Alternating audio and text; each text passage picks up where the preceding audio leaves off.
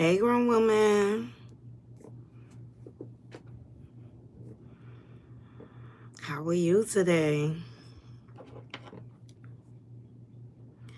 I had to jump on here because after work, I'm going outside, chill. It's nice out. We finally got weather where we could wear just a jacket, and I'm going out to enjoy it. So I was like, let me jump on live now because I didn't have a chance this morning. Lots to get into. So much happened this weekend. I'm doing good. I had a good weekend. Productive. I got the centerpieces for the bridal shower. Right. I'm coming to enjoy some of this sun. Daylight savings, our days are longer. Let me see. I'm going to show y'all the centerpieces that I got for the bridal shower. Hold on.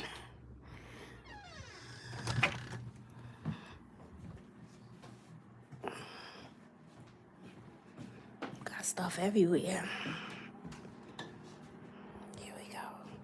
So, this is the centerpiece. The candles are going to be floating. But yeah. And as you can see, I got stuff everywhere. So yeah, the bridal shower is coming along. And now is the countdown because it's April 19th. So I'm excited. I went to go see my beautiful, beautiful little cousin Kaylee this weekend. She's getting so big. She's going to be 9 months. Yes, purple is my color too. And my best friend, so it worked out.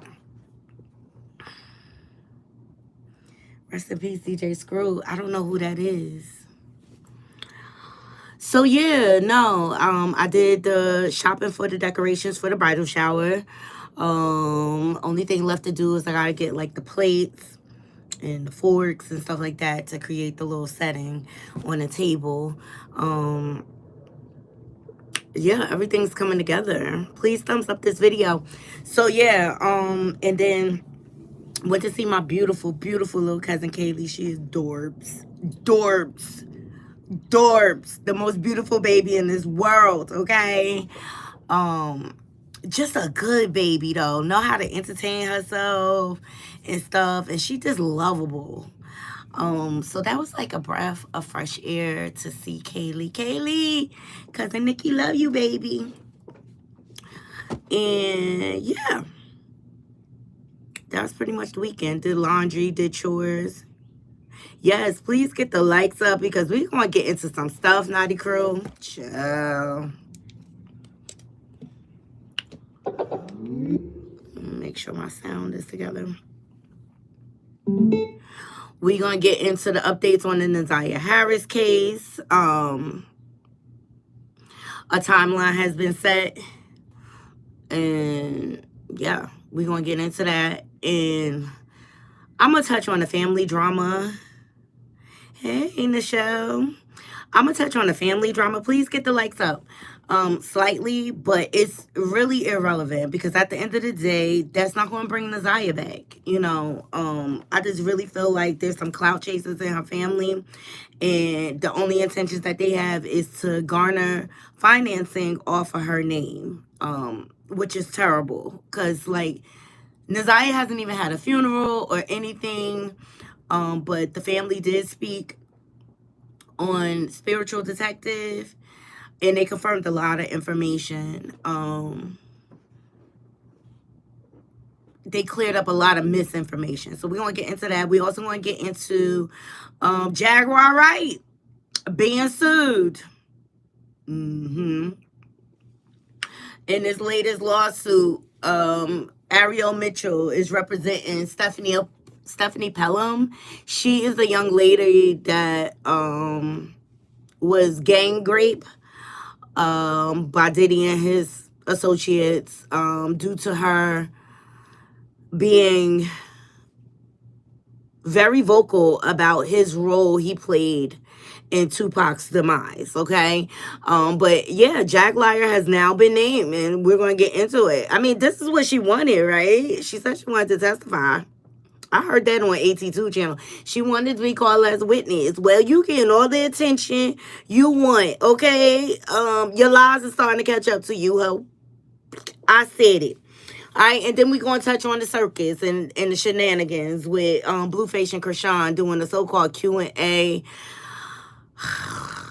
Can I say I don't care? Let them two be together. They deserve each other at this point. All right, and it's just all lies. It's all lies. So please, thumbs up this video.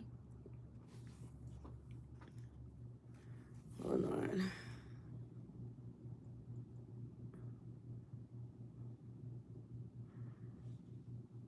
Thumbs up this video. Hold on one second, y'all. I ain't want my alarm to go off because I'm on break.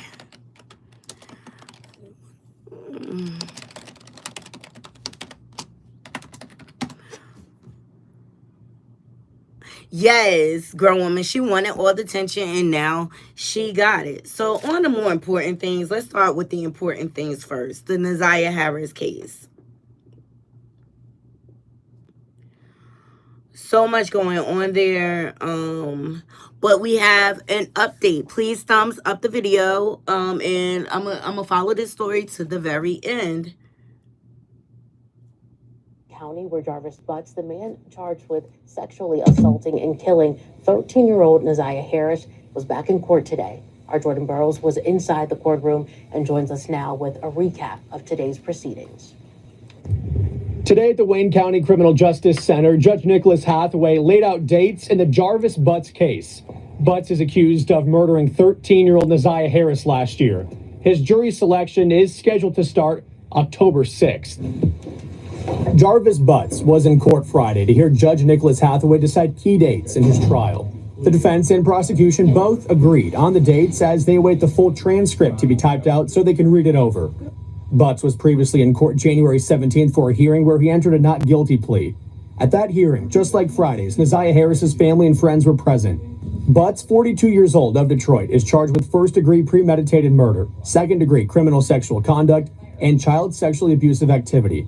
Butts is also accused of having an inappropriate relationship with Naziah. She was last seen getting off her school bus at the corner of Cornwall and 3 Mile Drive in Detroit on January 9th of last year. Her body has not been found. As jury selection starts October 6th, the prosecution said it could call 40 or more witnesses to the stand, and the defense said it could call 10 or more. It's a trial that could take 3 to 4 weeks. I'm hopeful that you're going to have that transcript here, hopefully within the next couple of weeks. Obviously, with that trial date being in October, we have some time to work with. But I'd like to see you all again for final conference. Today's calendar conference also laid out another key date, which includes the last conference. That will be on Friday, June 20th. Reporting from the Wayne County Criminal Justice Center, Jordan Burroughs, CBS News, Detroit. In Wayne County, where Okay, so key things. Jarvis is due back in court in June, okay? Jury selection will begin in October. I think we were all misled originally when the judge ruled in the preliminary trial, you know, that his case is bonded over. And yeah, the process is a little different in Detroit compared to other states, all right? One of the key things I took away was the fact that they got 40 extra witnesses. Please get these likes up, please, and thank you. It helps us get into the algorithm, and it's the free way to support the channel. Liking and sharing the video will get notifications out to more people and bring more people in the chat. And I really want to hear what people's opinions are when it comes to Naziah Harris, all right? But the fact that they added 40 more witnesses, I'm just like, yo, so much is about to come out in this trial, and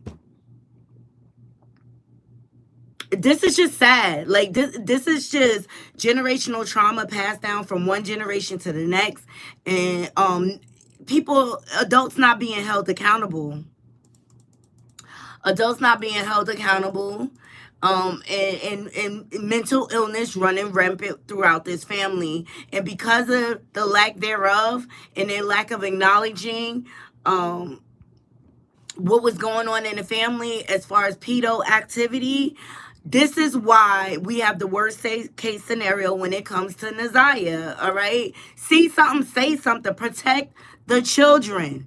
Bottom line, Jarvis should have never had access to Naziah, period. And who was he ushered in by? Her aunt, who seen nothing wrong with the fact that he had been previously charged. And she went on and reproduced unwed with him 5 times. So that tells me a lot.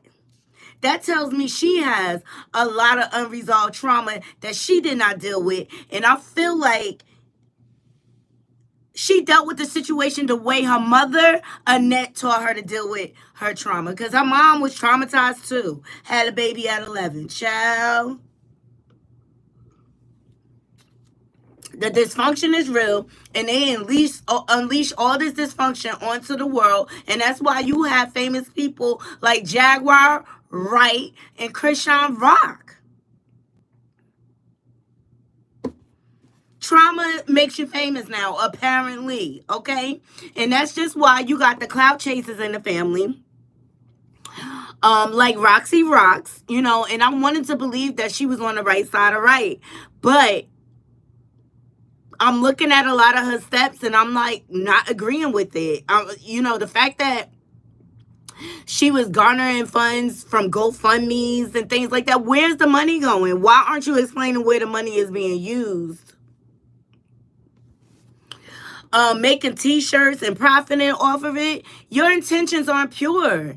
And then in all actuality, Naziah didn't even know you. Please get these likes up. Naziah did not even know Roxy. Okay, but she is trying to make herself the face of this. Now here recently, in one of the first videos that I showed on my channel to my Knotty crew was Kiwana and Janelle, Naziah's cousins, I want to say. All right, and they laid out the roadmap as to what was going on. Now they are action oriented. They actually reported things to the CPS when they seen that things was not right, and they were really fighting to protect the children. But CPS failed the kids. They felt like there was not enough information or to garner these allegations and to move forward with it. And so it's just another system that failed Naziah. Please thumbs up the system. All right, but Roxy has been out here lying through her teeth. Here's one.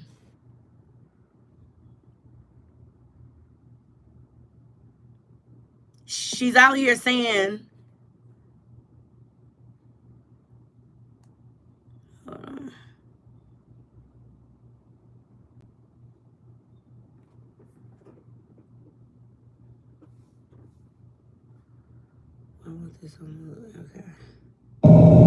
They're gone.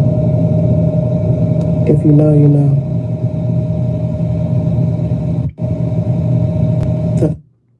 So she's alleging that the children have been taken away. Now, I've heard several accounts of that. But this is not true. This is not true. Now, all right, first and foremost, she did speak about the case, but I'm not getting into that. She's just reiterating what the news report said. But because she doesn't like Janelle and Kiwana speaking out and putting the facts out there, and I say thank God to them, you know what I mean? Because we have some bit of the truth and what was really going on in that household. And they come across to me as people that really, really want to see justice for Naziah and want to see people held accountable. Now, they sat on several platforms. They sat on Spiritual Detective. The original one was The Community and Ratchet TV. They sat on. And their story has been consistent. consistent, and there is a paper trail of the CPS calls and accounts. Well, Roxy does not like this, because when they're asked about Roxy, they basically say the truth and say, look, we had to distance ourselves because the way she was moving was really, really shady. And the fact that she was raising funds and things like that, and we want to get into that, and it wasn't even necessary. There's people in Naziah's family that are well off. They have careers, and they're productive citizens of the United States. Like, so it's just like, why are you raising money? It's just not necessary. Well, Roxy didn't like this. Her mom's been out here. She's been getting dragged too. Okay. And so Roxy decided to come out and call herself exposing Janelle and Kiwana. But she's another Jaguar wrong. Okay. No proof, nothing. Just out here running her mouth for clicks and views, and so that she could beg for money on the internet. Let's get into it.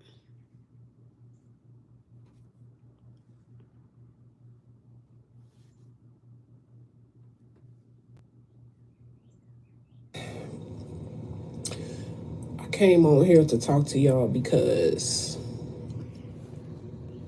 there has been so much that has transpired between when Naziah has been missing to all the way up until today, which is March 7th, 2025, the day of the calendar conference of Jarvis Butts and all of his charges. Okay. I really want to come and talk to y'all and tell y'all that y'all need to start paying attention to what Janelle and Kiwana is putting out. Y'all need to pay attention to what Roxy is doing. Because at a time like this, you guys should be coming together as family for the greater good of Naziah Harris and for her to get justice, right? That's what the commonality is here. But yet, to me, Roxy's behavior is very divisive.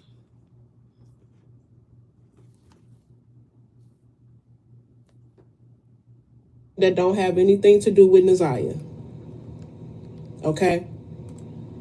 Putting out information that they thought was going to be embarrassing, putting out information about me. They talking about me. They talking about my mama. They talking about what they've been doing and all this other stuff like that, right?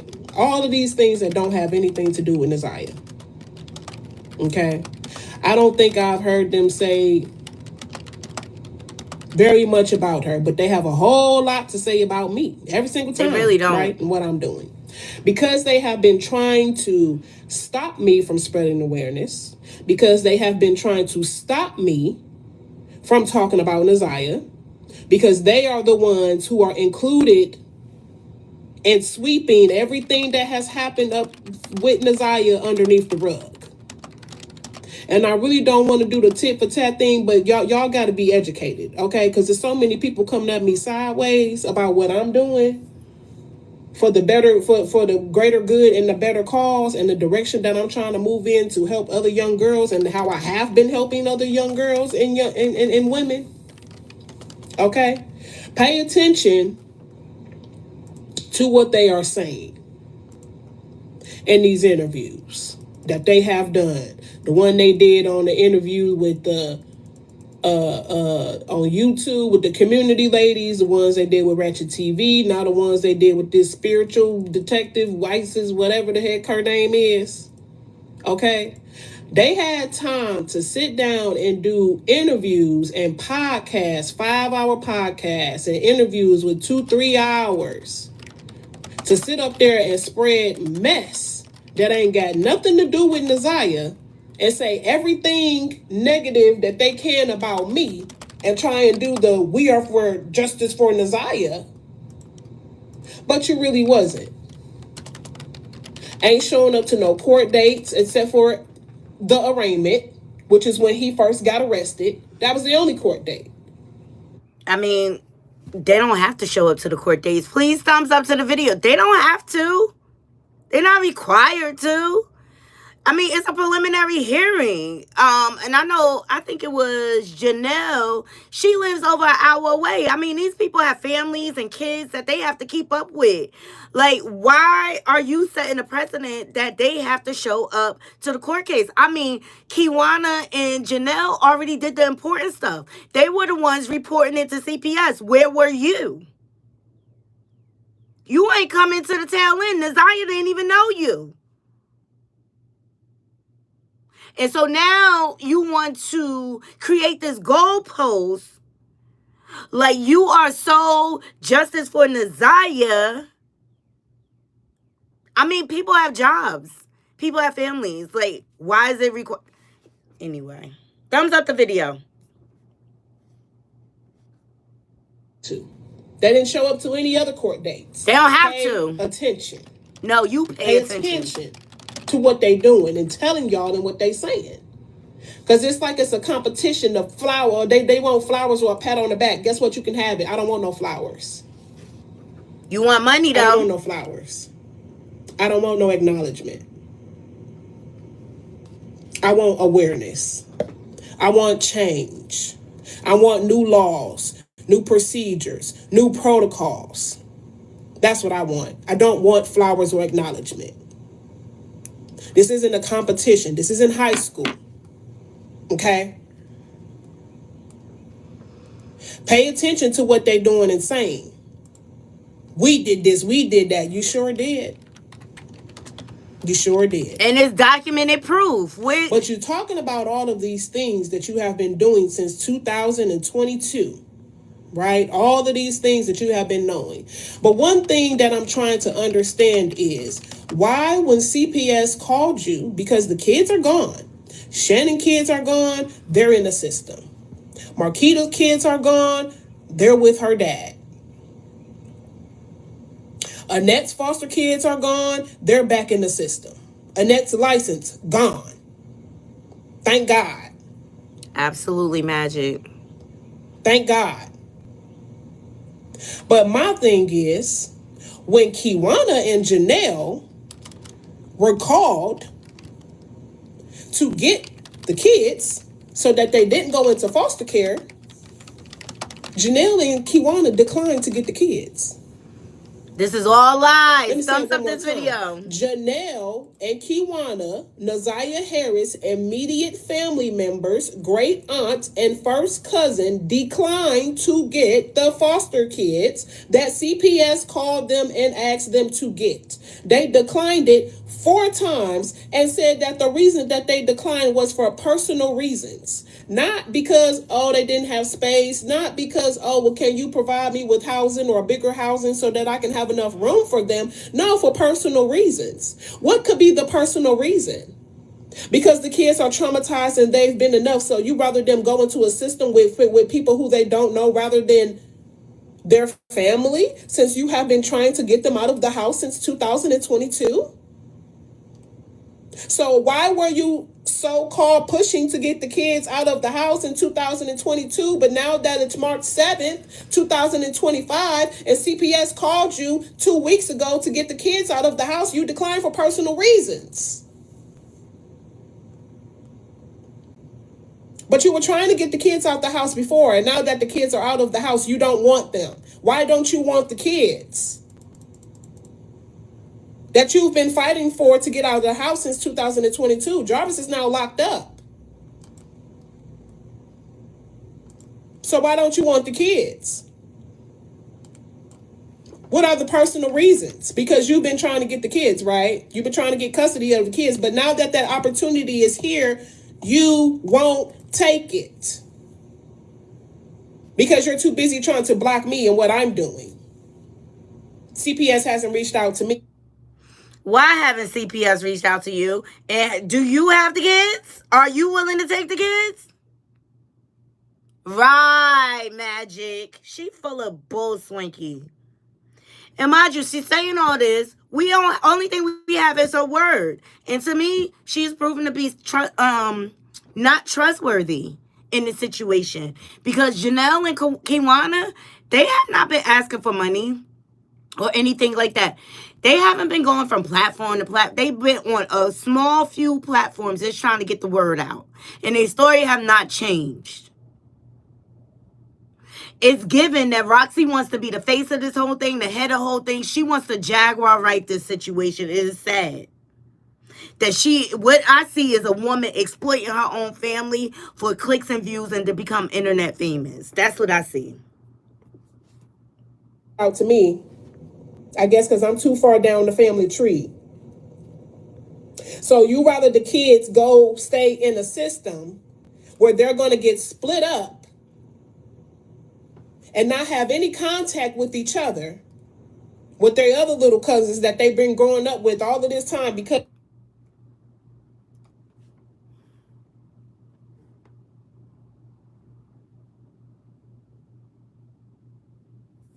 Sorry, it stopped.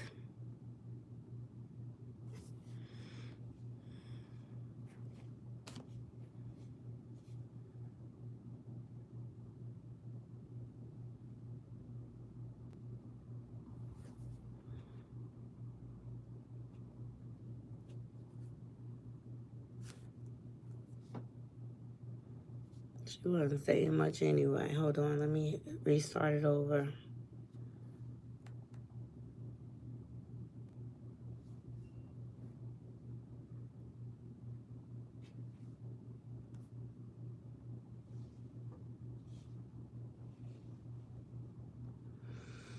I don't know why it stopped, but hold on.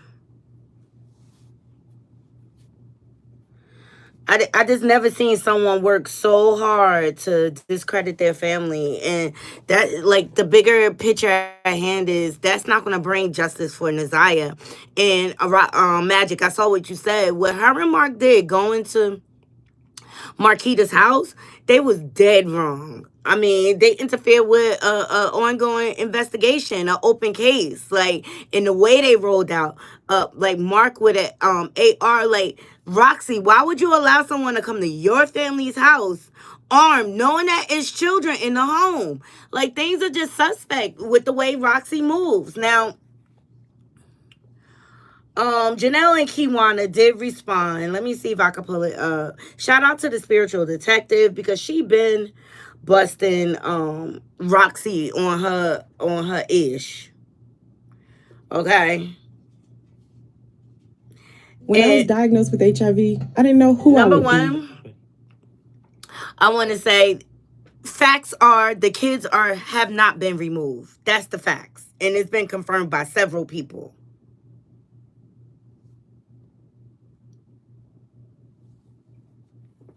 What you guys decide to do, and when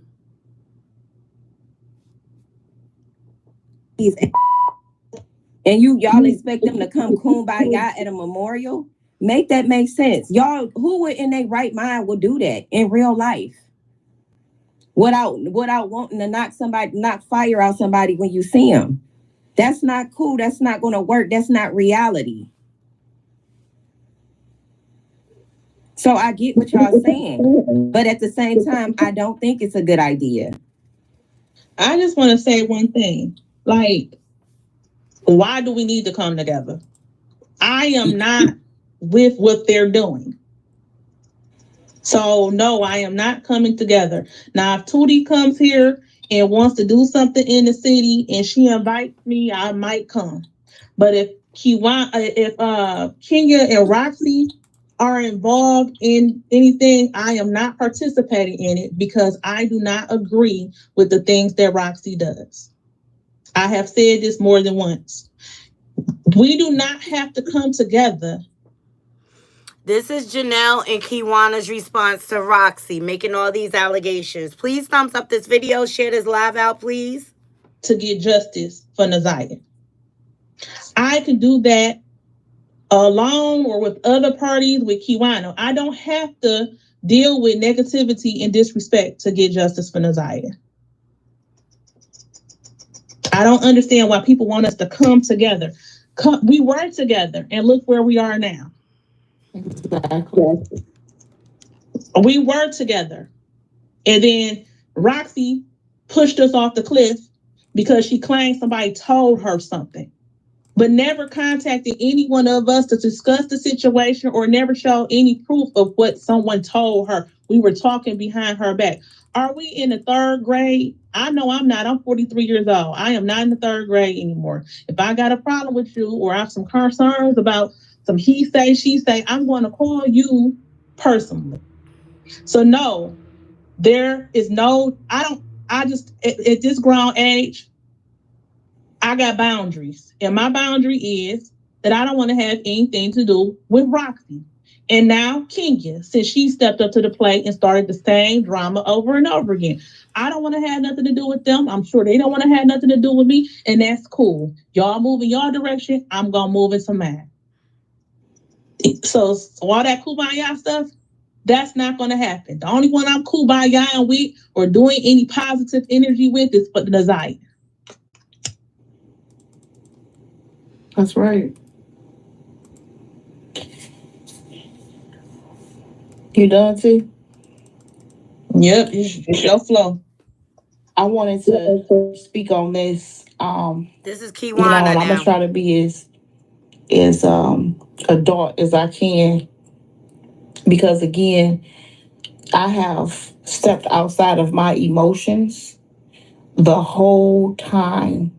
Okay, we were mourning Naziah, a child that we love, and not just her alone, the other children that remain in the home, the other children within the family. Okay, we haven't even had a chance to mourn properly or to, collect ourselves. And everybody that know us know that we have been a mess and still trying to be strong and move in the direction of getting complete justice for Naziah. Okay. And I want to speak on a few things because I feel that it's only right, since I'm the one that keeps getting brought up in every conversation. At this point, everybody has to make it make sense, because I'm not the only one that has answered questions. I'm not the only one that has questions. Okay. We answered questions accordingly. I'm not going to lie to appease anyone. If I'm asked a question, I'm going to answer it honestly. That's who I am. Okay. So to constantly come for me, we got to kind of make that make sense. And everybody have to sit back and ask themselves a question. Why do they keep coming for Kiwana? When you see me, you see Janelle.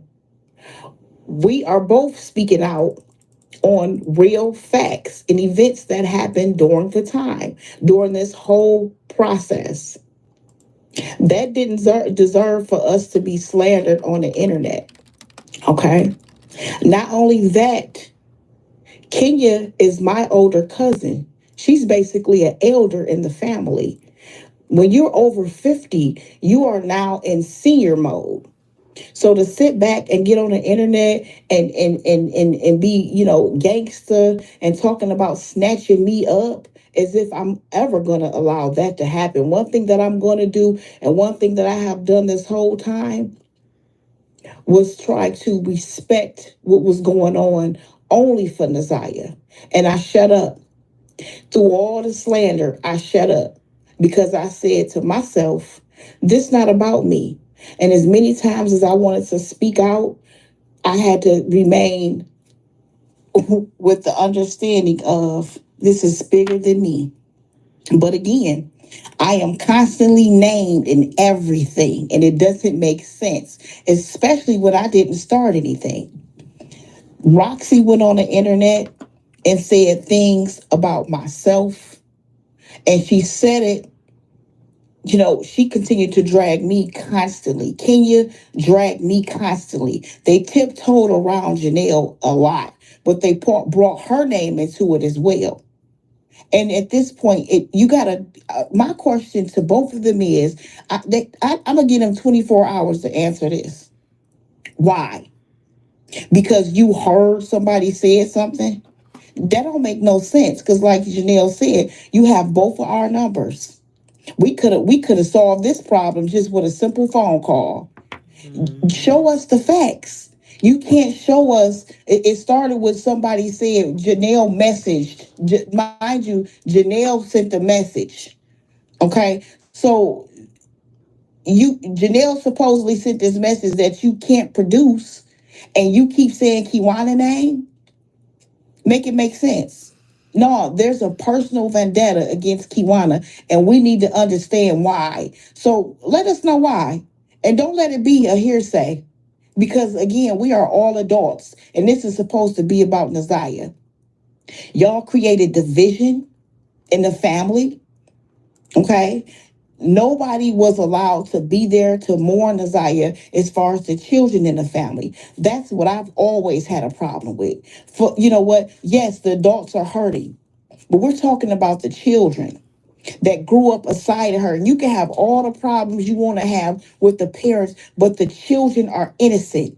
You spoke on my child, who's a minor, lied on my child, lied on my relationship with my child, lied on my relationship with my mother. I want everybody to understand this. My mother died of natural causes.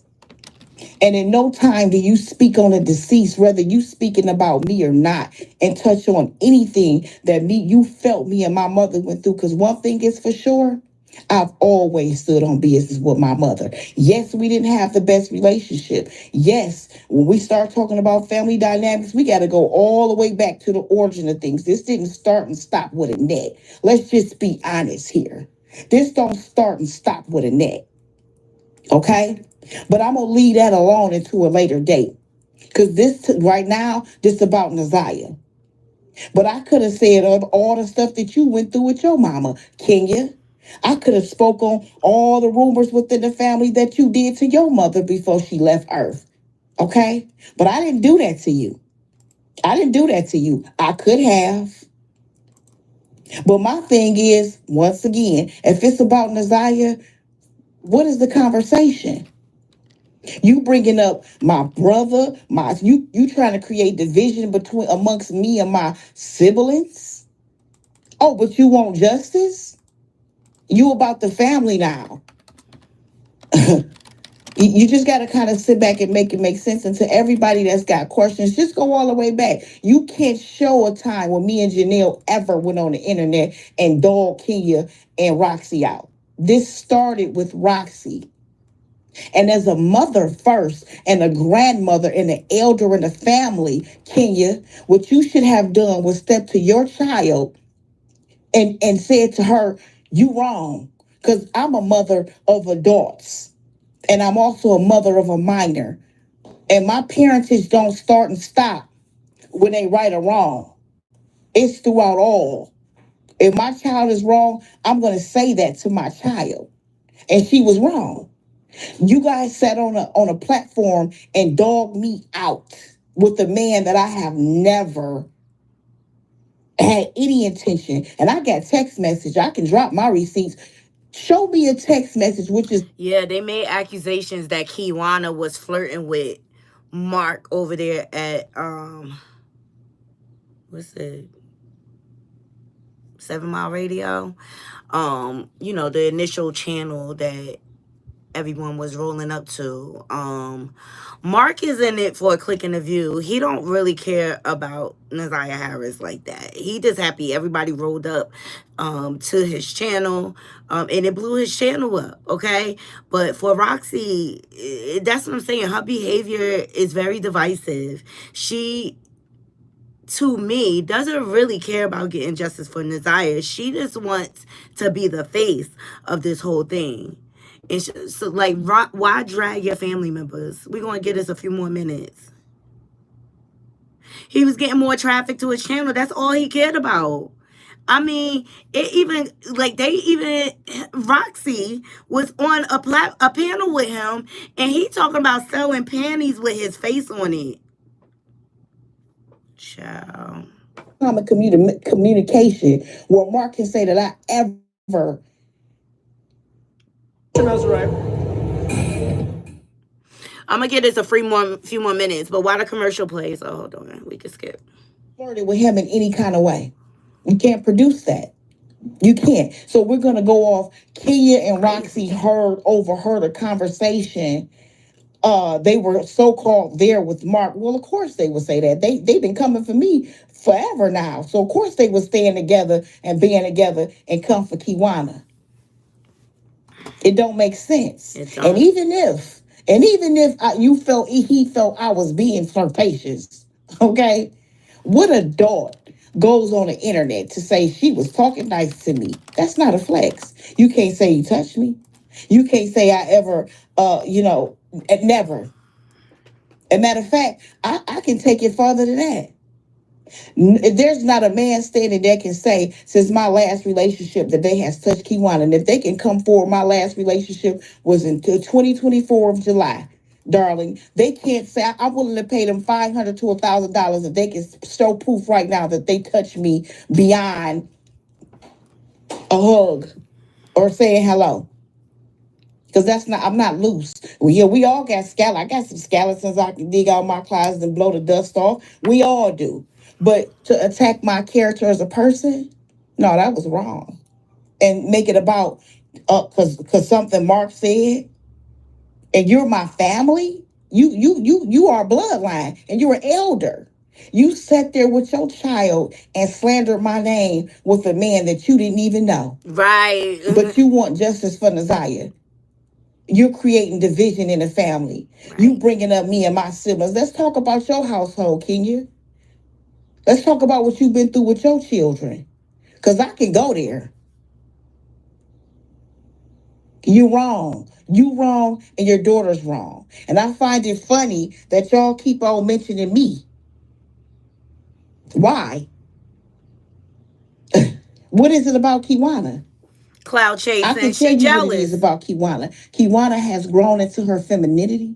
Kiwana is trying to be more adult-like. And Kiwana is trying to move in a more mature manner with everything that she does. And y'all trying to bring me into my lower self. You want me to cuss and fuss on the internet. You want me to show my ass. And I'm not going to give you that time of day. I'm just not.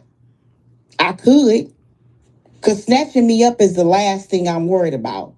And anybody that know Kiwana knows that. And if anything, you should have been applauding me and said, I'm proud of you. That's what I deserve from you, Kenya, as an elder, over 50 years old, as a grandmother, as a parent. Mm-hmm. Okay?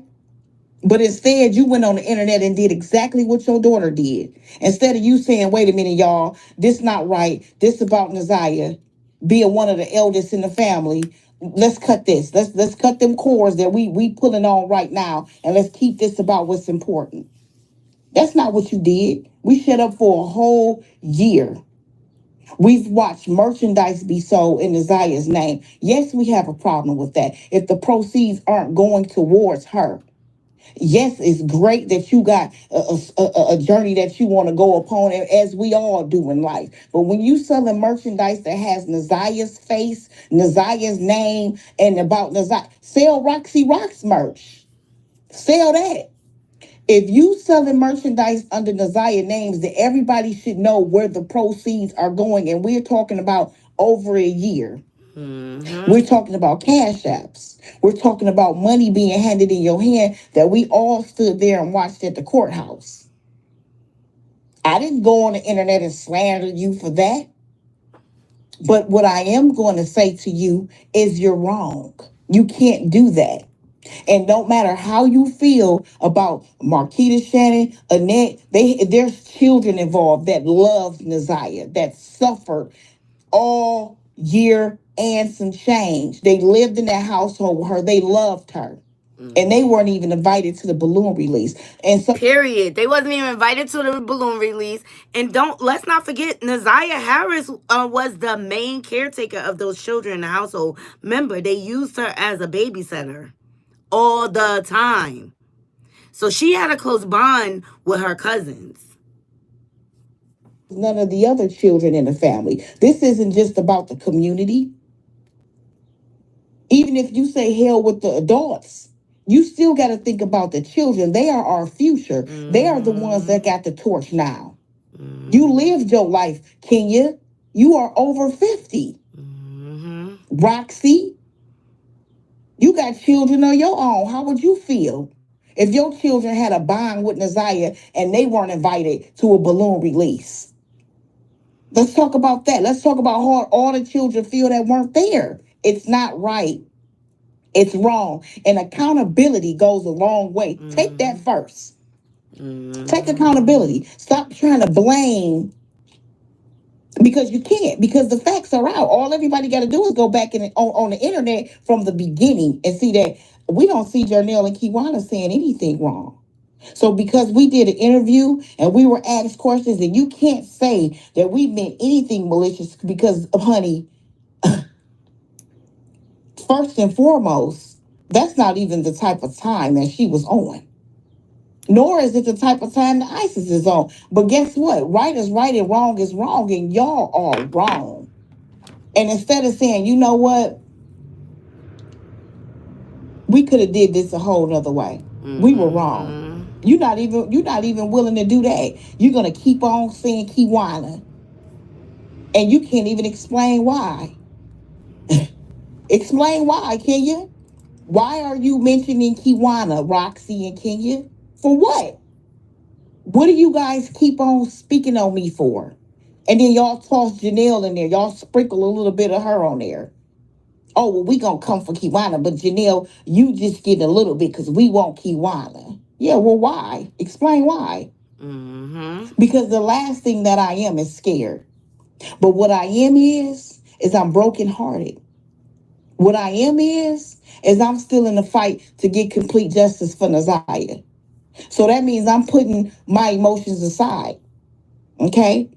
So don't try to, come for me. Because I didn't stand for either one of y'all at all. We work together. Like she said, we work together. You started this, Roxy. You went on the internet and dogged us out and put us in awkward situations with our children. You don't want to talk about that. What if you were put in an awkward situation with your children? This is the most important video you're going to see today. The best odor and pH hack you will ever find. I think this is a great place to end it. Please go over to Spiritual Detective because she said a lot more. Also, on this platform, they confirmed that the children are still in the home. They have not been taken away. And they also said, we are the first ones to step up. Like, if the children needed someplace to go, we are going to step up to take care of them. So, like, for Roxy to get out here and just keep lying on their names, it's disgusting, especially at the fact that what the family is going through currently, and she is taken away from the real fact at hand is we need justice for Naziah. Also in this interview, they also confirmed like they are going to have a memorial for Naziah, but they want to wait for her to have justice first, and that's understandable, and that is their choice as a family to make. And then the other thing Janelle and Kiwana touched on, Naziah has a guardian, Annette. So, like, if they kind of have to go through her to make things happen. So, there's so many moving parts to this story.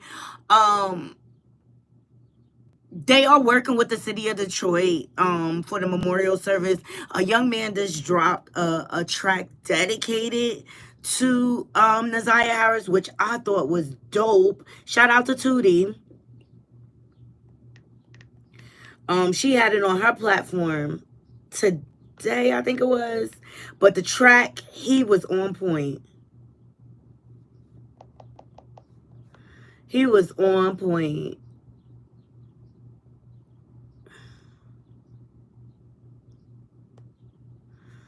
Tootie Uncensored. That's her channel. Let me see.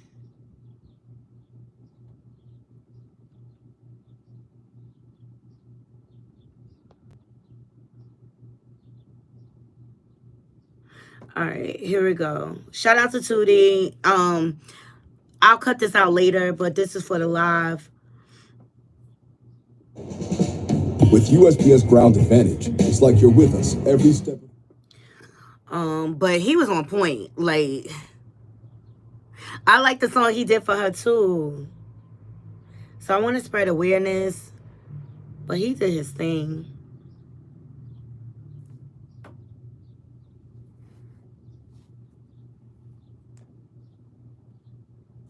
shit. Hey, I gotta find him. Who then? What's his name?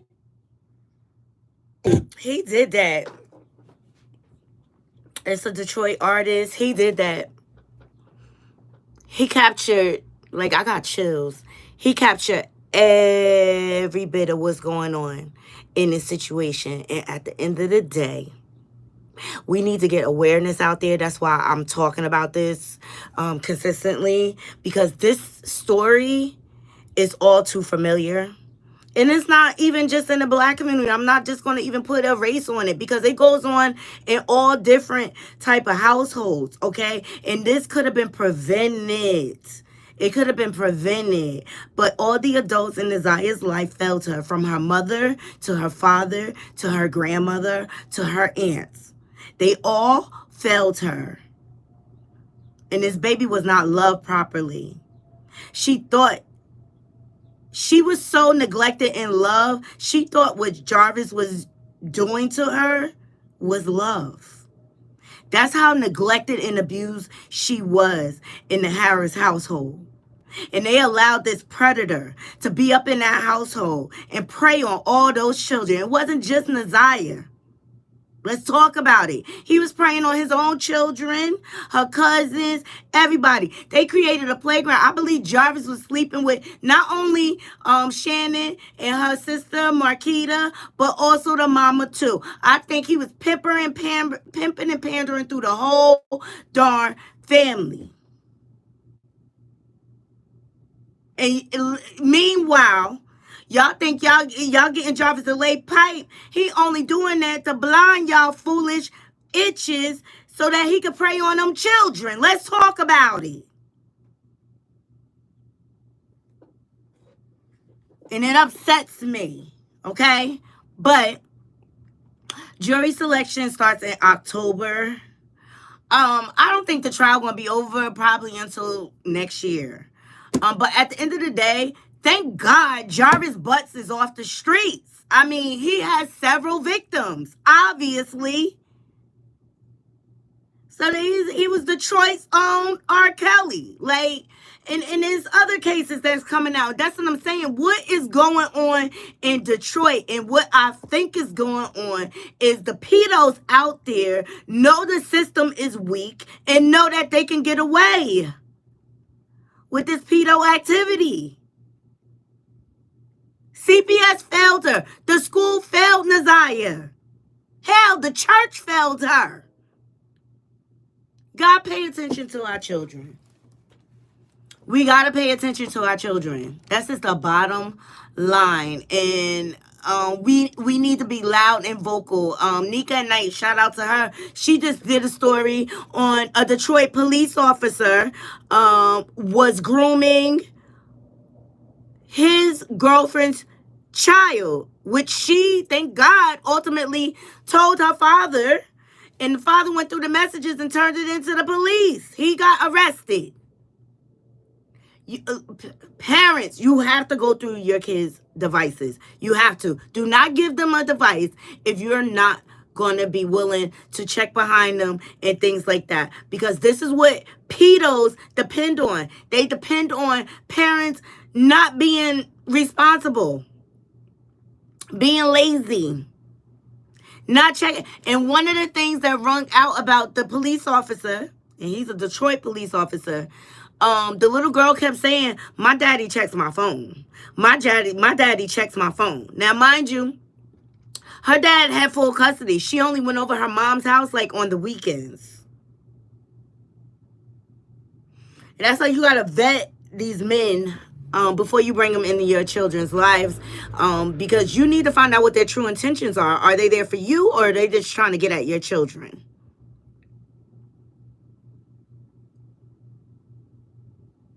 She didn't get the right love from anybody else, grown woman.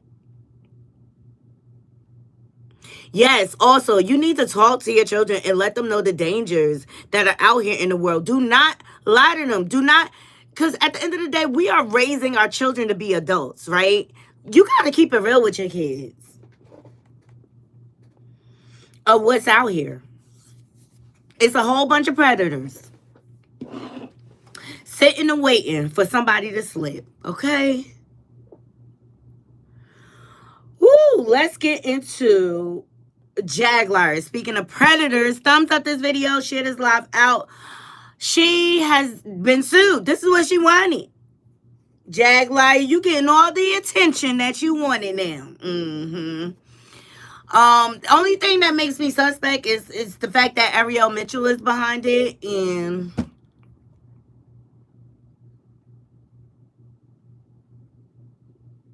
Diddy done dropped a lawsuit against all of these major networks, and Ariel Mitchell was sitting on a lot of them. News Nation, NBC. He's suing everybody, right?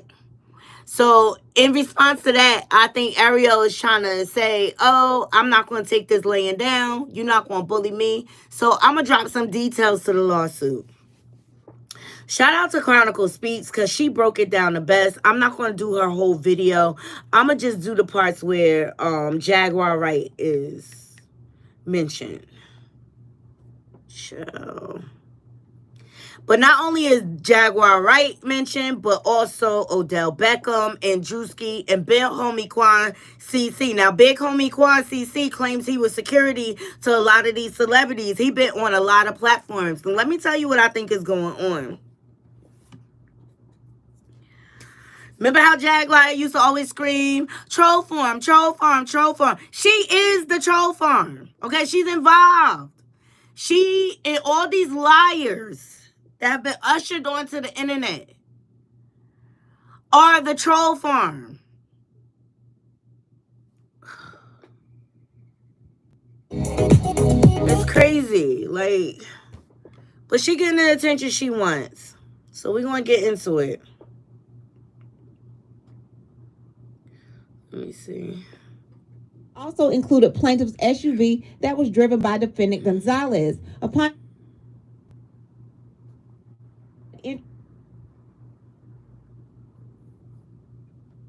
met with previously, defendant Jaguar aggravated stated, "You let them know who you are? That's really great." Plaintiffs noticed defendant had large brown bags and manila envelopes full of cash that was banded. It appeared they were separating the large sums of cash to distribute as they were placing cash into the manila folders. Defendant Jaguar discussed with defendant Helena how the party started the first black-owned network. Upon information and belief, plaintiffs believe the network to be Revolt TV. Defendant Jaguar and defendant Helena discussed the other co-conspirators, but referred to them by their middle names: Natasha, defendant KK, Pedro, defendant Gonzalez, Lyra, defendant Valdez, Cornelius, defendant Odell, and Larry, shortened to Lawrence, defendant Pelletier. When defendant Jaguar said Cornelius, it upset defendant Helena, who said that defendants Odell and Drewski were her clients and nothing better happened to them, and plaintiffs better not say anything about them or she would have plaintiffs unalive. Defendant Jaguar then told plaintiffs they were being taken to meet John. Plaintiffs now know that was referring to defendant Diddy. When defendants arrived with plaintiffs at the Loma Vista location, it appears as they were waiting and coordinating for others to arrive. A large sedan arrived and plaintiffs were placed in the back with defendant Valdez. Defendant Pelletier was driving. Plaintiffs then arrived at a short driveway curb. Plaintiffs remember looking for intersecting street signs at this location and found blank, a dead-end street off of Loma Vista Drive. Plaintiff John Doe repeated the name of the streets to himself so he remembered and was able to whisper into Jane Doe's ear to remember the intersecting street name blank. Plaintiffs believed this was the home they were to be murdered in and tried to devise a plan for escape. Plaintiffs were brought into the house and into the kitchen where they were watched by defendant Gonzalez. Plaintiffs repeated their pleas to defendant Gonzalez to be released and for mercy, which he replied there's nothing he could do. Plaintiffs could hear other people inside the home and tried to listen to understand what was happening, which included a woman's scream. Eventually, plaintiffs were led deeper into the home where they encountered more individuals, including defendant Diddy. Plaintiffs observed several individuals gathered around a bed while defendant Gonzalez and Valdez stood outer guard. Defendant Jaguar told plaintiffs he wants something you have. If I were you, I'd figure out what it is really fast. That he, defendant, was referring to is believed to be defendant Diddy. Shortly after, defendant Drewski appeared wearing a vest and shorts, and he engaged in conversation with plaintiffs.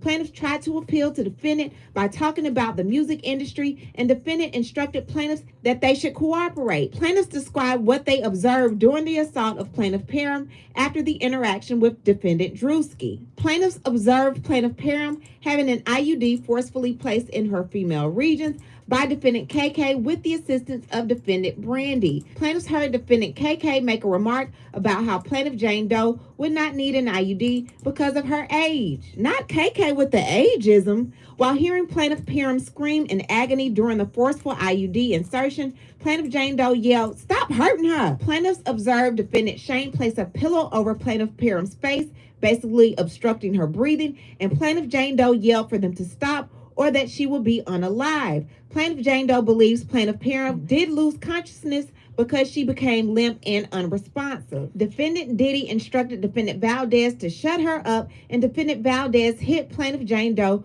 with the handle of his firearm. Plaintiff John Doe witnessed plaintiff Parham being assaulted by the remote, and when he tried to say something, plaintiff was told to shut up or they will put the remote in him next. Plaintiff John Doe believes he heard defendant Jaguar make remarks, "Put the remote in her. She's going to learn today," and telling plaintiff Parham that she was going to make it worse. Plaintiffs believe the remote assault was to punish plaintiff Parham for the IUD failure. Plaintiffs heard defendant KK remark to defendant Diddy and Drewski that she needed to keep them sufficiently drugged and revealed a bag full of drugs and paraphernalia. Defendant KK appeared to be distributing doses to defendants, asking them their weight to administer the proper amount. At some point, plaintiff John Doe was taken to the bathroom. While in the bathroom, he believed there may have been other tenants and began to bang on the walls, hoping someone would hear him, but the only person who heard him was defendants Valdez and Gonzalez, who were outside keeping watch. Upon plaintiff John Doe's return, he saw defendant Odell. Plaintiff John Doe took immediate notice of defendant Odell because when he took his clothes off, plaintiff remembers defendant being in great shape, especially in comparison to the naked bodies of defendant Diddy and Drewski. Plaintiff John Doe overheard defendant Diddy and Odell discussing business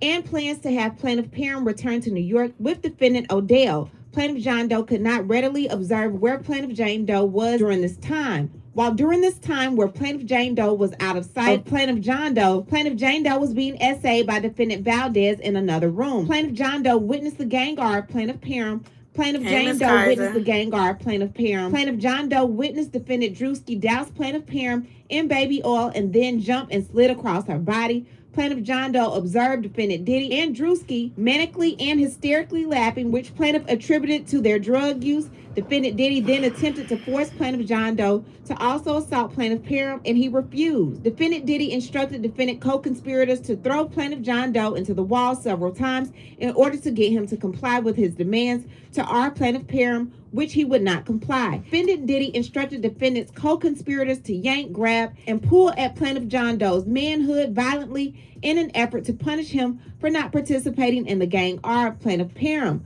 Plaintiff John Doe remembers defendant Big Homie CC saying he was going to look for pliers to use to further torture plaintiff. Plaintiff John Doe believes defendant Diddy wanted plaintiff to R plaintiff Parham so they could frame him in the event plaintiff Parham reported her assault. In an effort to get DNA from plaintiff John Doe to place on plaintiff Parham, defendant Diddy had one of the defendant co-conspirators orally copulate plaintiff John Doe to get his man juices from him, but it failed. Plaintiff Jane Doe observed defendant KK return to the room to check on plaintiff Parham and provided her an IV, telling her to breathe deeply. Plaintiff John Doe watched plaintiff Parham lose consciousness. At some point, plaintiff Jane Doe returns after defendant Diddy, Shane, Drewski, Odell, KK, and others leave the room and retire to either the backyard or the upstairs patio. Plaintiffs were left alone and unattended with an unconscious plaintiff Parham. Plaintiffs were crying after observing the assault upon plaintiff Parham and began to realize this was their next chance to devise a plan for escape. Plaintiffs began looking for weapons and exit points to make their escape. Plaintiff could not find any phones or any weapons like knives in the kitchen, as it appears all the cutlery and silverware had been removed from the home. Plaintiffs were trying to act quickly while the defendants left them unattended and were outside smoking, drinking, and loudly laughing as if having a party. Plaintiffs observed others outside believed to be Diddy's sons, Chrisean and Quincy. Plaintiffs observed them roughhousing and practicing layup basketball moves. Plaintiffs heard defendant Diddy tell his sons to watch the gate and make sure no one left. Plaintiffs observed defendant Gonzalez outside the front door, where the front door was barricaded by yellow crime scene like tape. The door lock was unusual as it was facing backwards, needing the key to exit. Fearing no way to escape, plaintiff Jane Doe mentioned to plaintiff John Doe that she overheard them say, "Put it on top of the refrigerator," and instructed plaintiff John Doe to check and see if there was anything on top of the refrigerator. Plaintiff John Doe found a knife on top of the refrigerator in the kitchen. Plaintiffs then heard ramblings from the room plaintiff Perham was in and went in to check on her and stop her from making too much noise that could thwart their escape plan. Plaintiffs told plaintiff Perham they weren't going to hurt her and they were here to help. Plaintiff Perham, just now coming into consciousness and being horrifically gang-ard, was upset, terrified, and unsure if plaintiffs were trying to help or were also co-conspirators. Plaintiffs eventually were able to get plaintiff Perham to calm down and listen to their escape plan. Plaintiffs told plaintiff Perham they could not find an exit to escape and needed her help to escape, otherwise they would all be unalive. Plaintiff Perham, after experiencing her ordeal with defendants, believed plaintiff and agreed to help in an escape. Plaintiffs told plaintiff Perham that they had found a knife, that her assailants were in the backyard, which was believed to be the best exit for escape. Plaintiff Perham then exited the home with the knife concealed to the backyard. Shortly thereafter, defendant KK returned and took plaintiff Jane Doe to the balcony, leaving plaintiff John Doe alone in the residence. Plaintiffs believe defendant KK did not check the residence because she believed plaintiff Perham was still unconscious. While on the balcony, defendant KK demanded plaintiff Jane Doe sign documents. When plaintiff refused, defendant yelled to at least 2 Doe bodyguards. Plaintiff would not sign and asked them to assist. Plaintiffs believe the documents were related to creditors' claims plaintiff had filed against the Michael Jackson estate. During this interaction, parties hear a gunshot, which causes everyone to run towards the backyard where the shot came from. Plaintiff John Doe, who was left alone and unattended, was able to reach the stairs where he saw plaintiff Perham with the knife, looking as if she was about to stab defendant Diddy, and he yelled out, "Do it! Stab him!" But he saw plaintiff Perham hesitate. Plaintiff John Doe observed defendant Diddy push plaintiff Perham down at the bottom of the stairs, and plaintiff John Doe believes he assisted her up. Plaintiffs were then briefly reunited, and plaintiff John Doe told plaintiff Jane Doe, "Now was our opportunity to escape." Following plaintiff Perham, plaintiff ran out of the back gate onto the street and in the opposite direction of plaintiff Perham. Plaintiffs arrived at the house next door to the residence and banged on the door and yelled for help. The wife came out and said that she and her husband couldn't help. Plaintiff found the exchange bizarre and couldn't understand why they would not help or call 911. Plaintiffs were then able to try to hide until they saw an officer report to the location, where they attempted to speak with the officer. Before plaintiffs were able to speak to the local officer, defendant Pelletier appeared and obstructed plaintiffs from speaking to the responding officer, telling the responding officer a federal investigation was ongoing and not to interfere. Defendant Pelletier told the officer to turn off his body camera. Defendant Pelletier told the officer he was working on a case for drug trafficking and had the house under surveillance and will report later to the local precinct. Defendant Pelletier referred to plaintiffs and plaintiff's Perham as suspects and said they were homeless. When plaintiffs tried to refute these claims by defendant Pelletier, they were threatened and told to shut up and remain quiet. Defendant Gonzalez then transports and removes plaintiffs from the interaction with defendant Pelletier and the responding officer. Defendant Gonzalez placed plaintiffs in another vehicle, which was hard to see due to the darkness. Plaintiff Jane Doe pleaded with defendant Gonzalez to let them go, and she would not tell. In a last-ditch effort, plaintiff told defendant she overheard defendant Jaguar and Helena say they were not going to pay him and that there was not enough money for him. Unbeknownst to plaintiffs, defendant Jaguar and Helena were in a nearby vehicle. Defendant Gonzalez exited the vehicle and went to the vehicle with defendant Jaguar and Helena and confronted them about what plaintiff Jane Doe said. Defendant Gonzalez returned to the vehicle where plaintiffs were being held, seemingly confirming what plaintiff Jane Doe said because plaintiff heard him use the Spanish term mayate, which is often used as a slur towards black people. Defendant Gonzalez then walked plaintiff to a nearby street where the SUV was parked and gave plaintiffs the keys to the vehicle and released them. Plaintiffs then arrived at Blank, the main road that leads to I-24 highway, and asked another commuter the nearest police station, as plaintiffs did not have any phones and their vehicle did not have GPS. They were given instructions, they were close, and how to proceed to the police station.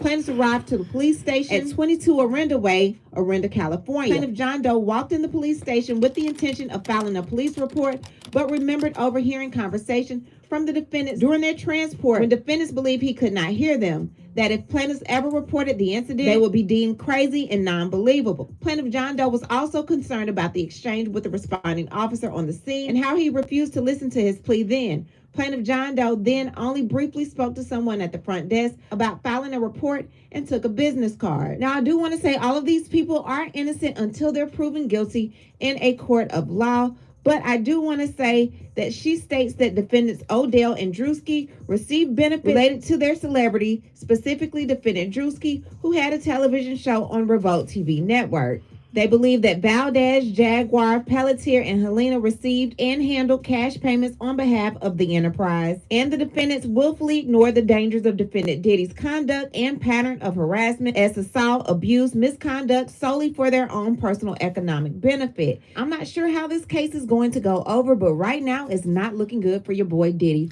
It's not looking good for Diddy. It's not looking good for Jaguar, okay? Because you out here and admitted, madam, you said out your mouth that you used to recruit girls to bring them to these free calls. Now, Jaguar is trying to back herself out of it as usual, but this is what you wanted. This is what you wanted. You wanted all this attention. You got it, okay? You've been speaking slander, and I started to believe that she's involved. She's just as much as a predator as Diddy. I always said she deserves to be in the cell next to the diddler. And she been out here running her mouth, spewing all these accusations with no proof.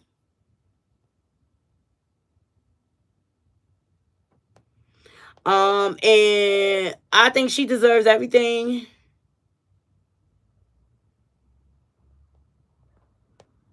that's coming to her, because she is a freaking pathological predator, sexual deviant.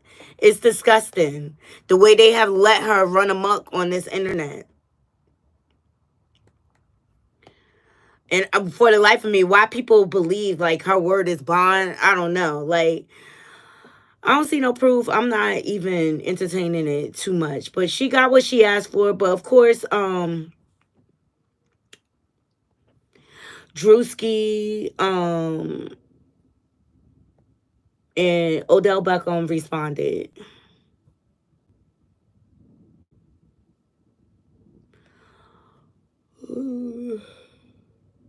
So Odell Beckham Jr. responds to allegations after being named in Diddy legal case. Shout out to the Shade Room. He said, boy, I'll tell you what. This world makes absolutely no sense. I'm covered by God. He will prevail. And I know who am I? I know who you are. Keep your head. That name will be cleared. Stupid. Then Drewski decided to respond. Hey, Tarek. He says, this allegation is a fabricated lie. I wasn't a public figure in 2018. That doesn't mean nothing. That doesn't mean that you weren't connected. He said, I was broke living with my mom without any connections to the entertainment industry at the time of this allegation.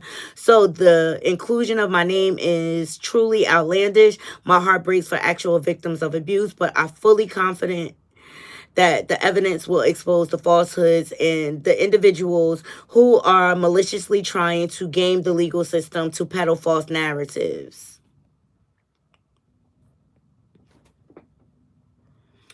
Look, like, everybody's innocent until proven guilty at the end of the day. All right. And hey, Kim, we have no way of knowing if this is just a trumped up civil lawsuit in response to Diddy dropping a lawsuit against Ariel Mitchell. Okay. To me, she's no better than Tony Busby. And let me tell you, she lost credibility with me when she was on that documentary against Chris Brown. And Chris Brown is a lot of things, and he'll say it out his own mouth. He's like, I'm a mental patient. I mean, he's still stalking Crucci to this day, okay? We all heard the freestyle that he dropped when he found out Carucci was dating Quavo. Okay, best freestyler last year, though. Okay, because the boy is talented. I'm telling you, Chris Brown is talented. But I felt like that docuseries, number one, they drudged up a bunch of old stuff that we already knew. And then the victim that was represented by Ariel Mitchell, she was in a relationship with him. And I feel like he rejected her. And so that's when she decided to draw up this lawsuit.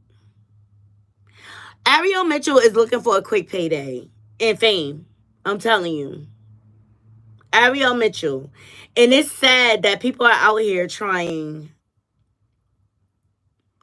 to ruin people's reputation. It's really, really sad.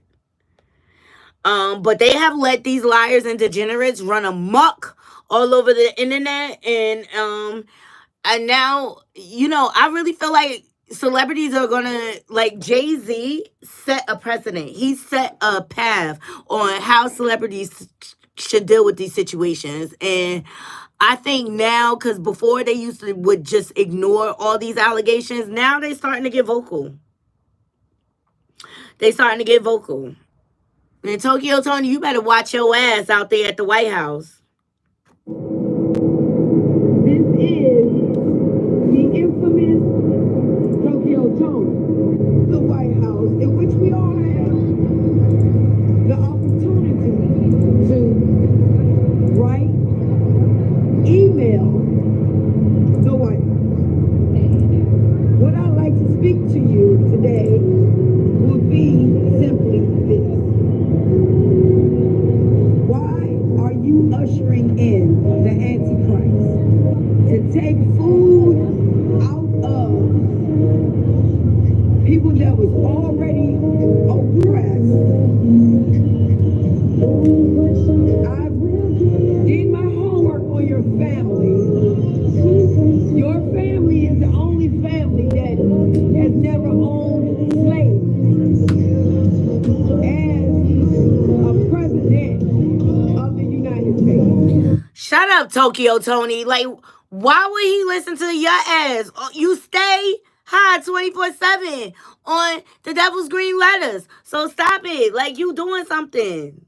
Fix your relationship with your daughter and your grandkids, child. I'm so over these degenerates running amok on Beyonce's internet, child. I'm over it. I'm over it. But we will see how the cards will lie. These people will F around and get Diddy off. They are interfering with a federal case. And I feel like they working with Diddy. Even Ariel Mitchell. I feel like they working with Diddy, and it's just terrible. It's terrible.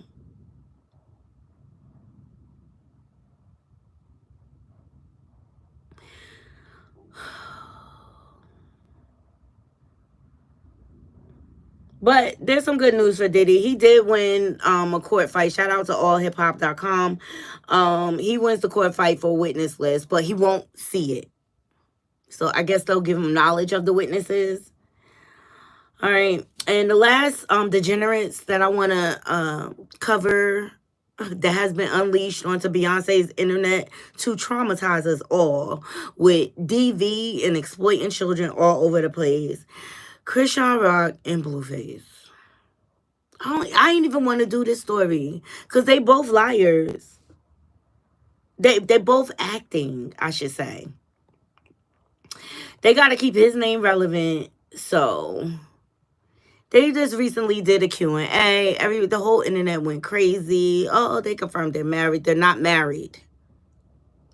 And they took it as an opportunity to drag Jade and Alexis and Carlissa. At the end of the day, Blueface, you're a whole degenerate, and you're a rock tart because you basically abandoned your children for this slut that has abused you, hit you over the head with bottles, slept around on you, probably gave you some STIs, allegedly. You know what I mean? She spread the puss everywhere. I think her and Jaguar need to hook up, okay? Because they're both equally sluts, okay? He did a Q&A, and people went crazy and said he claimed Junior. I mean, somebody got to. She had his daddy deleted. Poor Junior. Hashtag save Junior.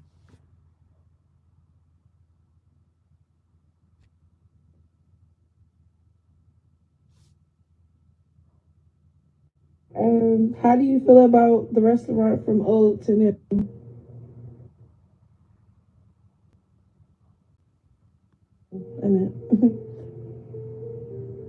I feel good about it. I feel more professional, better. business relationship, you know, just family and business. Don't mix. Everybody complain about Blueface and Soul, all the workers and help them create and build something. All they do is complain. So I feel great now. I feel better. Okay, you are like that, and it pays its own rent. You don't come out of pocket anymore. Carla says you come out of pocket. Yeah. At least you got me paying her and the rent at the same time. All out of pocket. It was bad math. And still complaining. Okay, Papa. Are we still? We get to the next question. Are we still married? Are you still married, Blue? Yes, I'm still married to you, baby. You still married to me? And we're about to make some vows, right? Okay. And you're making my vows, because we talked about after Mike, Fisher. Right. But I might post a clip. Yeah, no, that was real. Okay. Oh, you want to start wedding? Yeah, why not? Chrisean said out of her own mouth that they didn't officially get married. They just got, I guess what you call it, spiritually married. But at this point, y'all deserve each other, I feel. Yeah, let them know. It's official to the judicial, you dig?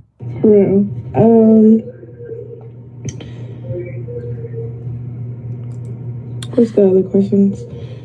This is jail talk. Blueface playing in her face hard. When was the last time you spoke to your mother? Or when have you spoke to her? Like, do you even speak to her? Shit. Nah, I stopped talking to her after the whole Blueface and Soul stuff. Became too, everything became too promotional. Unless, like, love for your son, you know? And that I believe. I said, Carlissa do not talk to Blueface. He really not beat for Carlissa like that. But Carlissa is gonna clout chase every chance she get, and because Chrisean asked this question, she went buck wild haywire over the internet. I don't even have the energy. I've been working all day. I don't have the energy for Carlissa. I don't really even care. But I'm gonna get my clicks and views off of it. That's all it is. I'm like so tired of them. Like I first of all, she belongs in prison, and I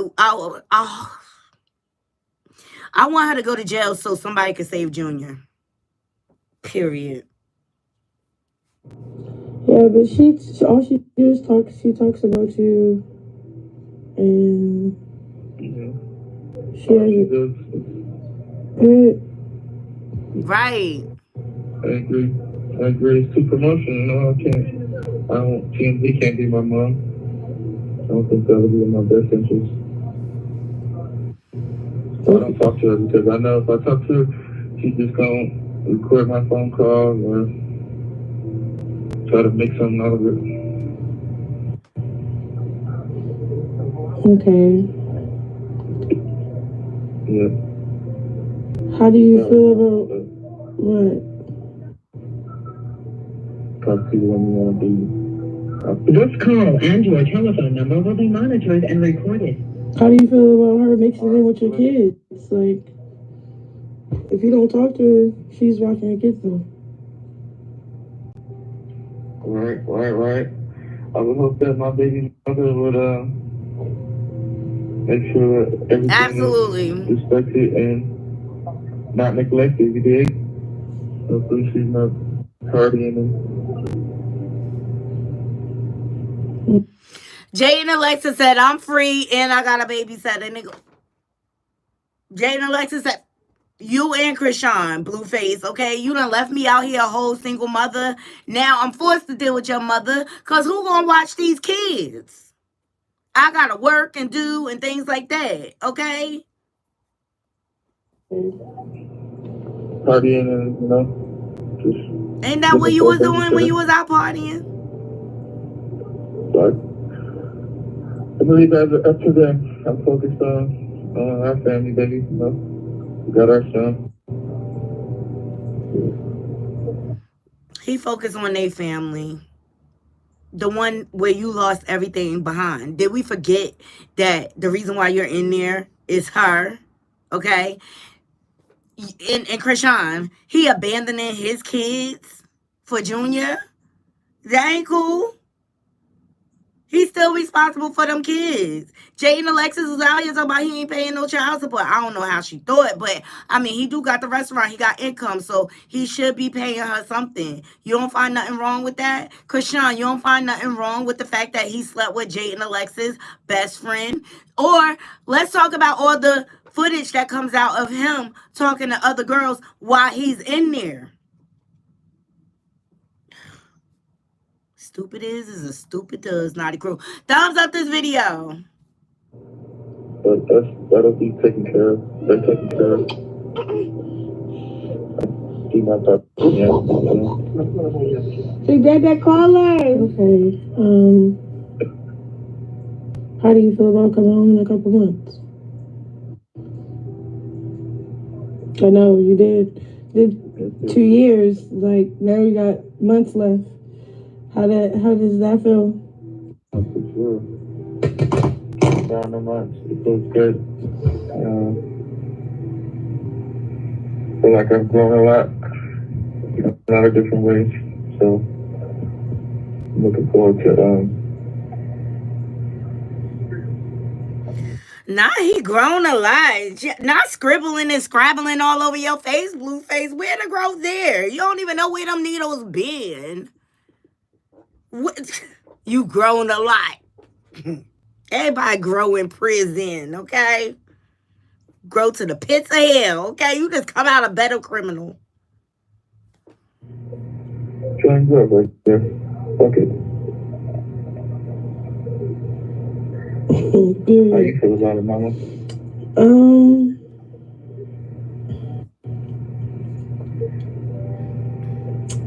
Shit. I feel like we went through the worst, so it's like shit. We could get worse. We can only get better from now. Huh? Okay, not for sure. Ain't no growth. Yeah, so I feel like there shouldn't be too much drama for real. It should be like very straight to the point, very self-explanatory. Yeah, we want the same thing. I think we want the same thing. Yeah. Finally. I think that's the difference. We want the same thing. Okay. But it's up to our discipline to remain, like, to stay this, good. No, for sure. So, No, for sure. I think you gotta be here too. What'd you say? That's what you gotta be here too. It is. Stop playing with me.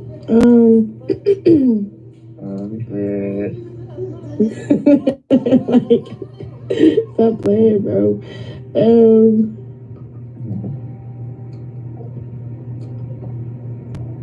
What are you doing different with your time now than you was before? Like, for the last couple months, what are you doing to get through the time differently than you was before?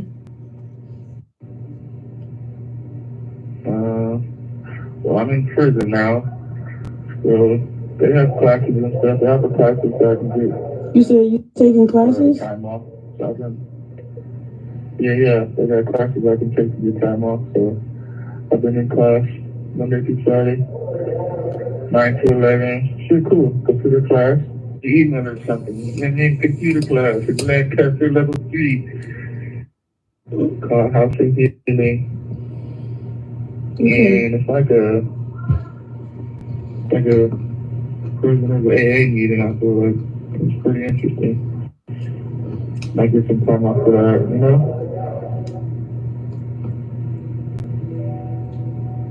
Other than that, talking to my wifey mama all day long. You know what I mean? I know where she at. I almost fell asleep. I love you. I just be yourself. I like the sentiment of you. What time? This time by yourself, have it impacted you negatively or positively? Positively, I would say, because I call bullshit on Geek. I'm over this, guys. I can't no more. And he's talking about he got a closer relationship with God thanks to Chrisean. Y'all both full of shit, okay? Both of y'all is degenerates and y'all deserve each other. And I hope you end up in jail after him, Chrisean, so that we can save Junior. That's all I care about is Junior. I could care less.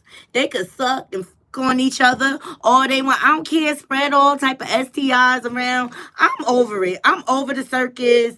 At the end of the day, they're all liars. They're all going to do anything for clicks and views. And quite frankly, he sounds fucking bored every time he talks to Chrisean. It sounds forced. It sounds like he's acting. And I'm just like, whatever. The best predictor of future behavior is past behavior. And that's all we got to go on. As far as I'm concerned, that is fucking jail talk. And it doesn't fucking prove a goddamn thing. Y'all are not married because you're both are fucking felons, right? You shouldn't even be on the phone with him, to be quite honest, Chrisean. That's probably a violation of your motherfucking probation. And you love that man more than you love your motherfucking self or your child. And that is just fucking sad. Like, I'm just over it. I don't even care. I don't care about any updates. I don't care. Let his ass do his time. And y'all just lying. She's talking about, oh, when you gonna do when you come home in a couple of months? I saw the records. They're saying Blueface is not getting out till December, bitch. What you gonna do? Period. I'm over it. I'm over all these degenerates. It's toxic. And that's why I'm glad it's getting nice outside. Because I'm going to start going live like 3 days a week. I can't take it no more. I'm about to go get me some Chipotle. Because I want some queso. Yup. I want some queso. And I want a rice bowl. With all the fixings on it.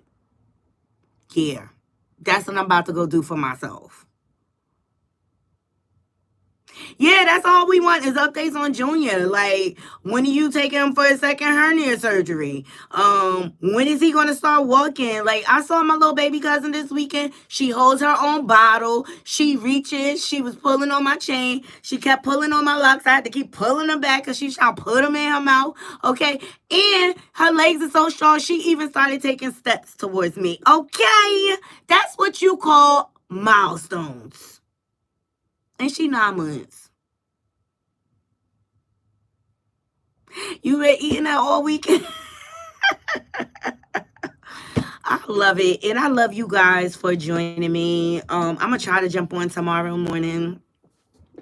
If I could. I just had stuff to do this morning, you guys. So, yeah. I'm going to jump on here because tomorrow I want to get into DDG and Holly's back and forth.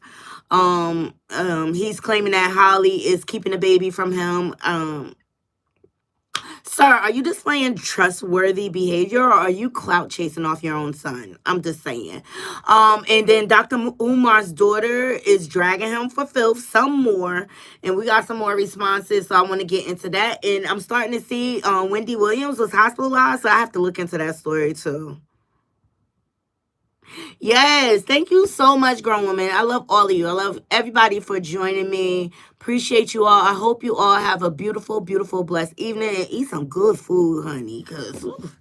But I'm about to start getting back to my workout because the gut is gutting. The fupa is fupa-ing. Okay, got a little something going on here. Okay, I gotta get this together because I gotta get my beach body together. Okay. But I love you all. I hope you all have a beautiful, blessed evening. Until next time, Knotty Crew, I'm out. What?